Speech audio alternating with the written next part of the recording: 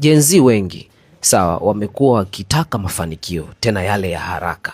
Labda wewe kwa ushauri wako ni kipi unaweza kuwashauri wakafanya na wakapata mafanikio mazuri bila kudhuru masuala zima ya kutoa damu na kadhalika na kadhalika? Maana watu wengi huko nje wanaamini kwamba kulala na nyoka, kutoa mzazi kafara, kumwaga damu zisizokuwa na hatia ni kupata mafanikio, kwa sababu wanaona mafanikio kwa watu wengine na kadhalika. Labda wewe unaweza kuwapa elimu gani ambayo inaweza kuwasaidia kwamba no, kwamba hichi kitu hakiwezekani, unaweza kufanya hivi na hivi na hivi na hivi, watu wakaamini ukapata mafanikio?